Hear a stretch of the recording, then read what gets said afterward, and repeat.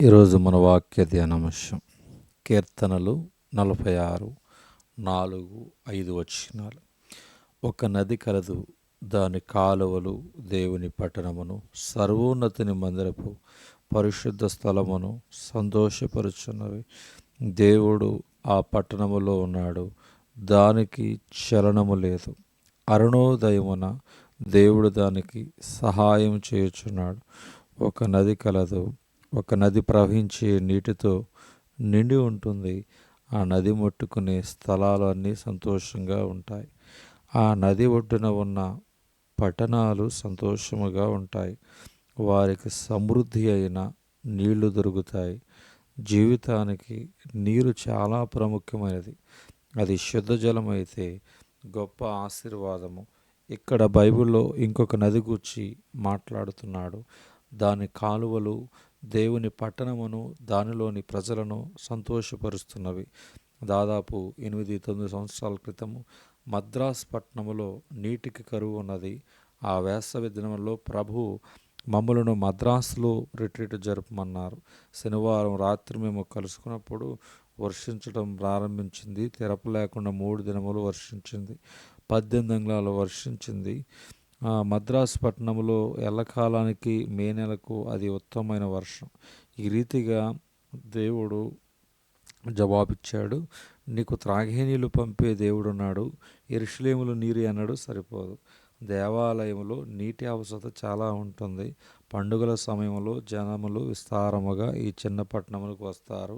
అప్పుడు నీటి కొరకు అవసరత ఇంకా ఎక్కువగా ఉంటుంది.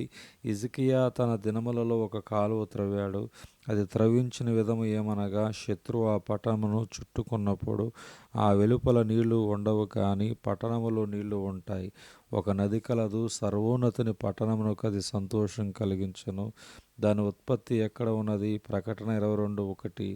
మరియు స్ఫటికము వలె మెరియునట్టి జీవజలముల నది దేవుని యొక్కయు గొర్రెపిల్ల యొక్కయు సింహాసనం వద్ద నుండి ఆ పట్టణపు రాజవీధి మధ్యను ప్రవహించుట ఆ దూత నాకు చూపెను.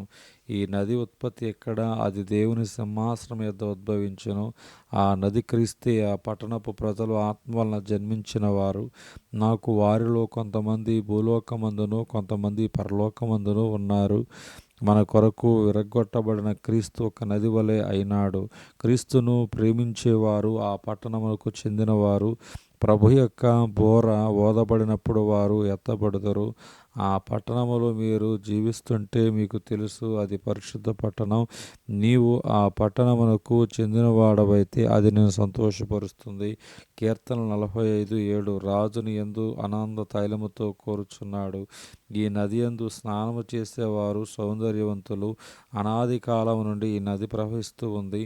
అబ్రహాము దానిలోని త్రాగాడు, ప్రవక్తలు దానిలోని త్రాగాడు. అది ఆరంభమందు దేవునితో ఉండినది. దేవునికి భయపడేవారు ఈ సత్యమును అంగీకరిస్తారు. ఈ నది నుండి నీ గృహమును శుద్ధీకరిస్తుంది. ఆ నది ప్రక్కన జీవించే వారిలో ఆత్మఫలములు కనిపిస్తాయి. వారి గృహములోను వారి హృదయములోను గొప్ప సమాధానం ఉన్నది. ఈ పట్టణములకు సంబంధించిన వారిని దేవుడు ఎరుగును.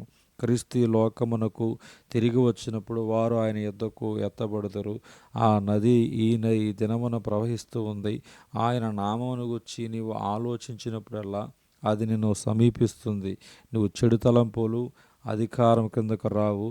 ఆ నది నీ ప్రక్కగా ప్రవహిస్తుందా?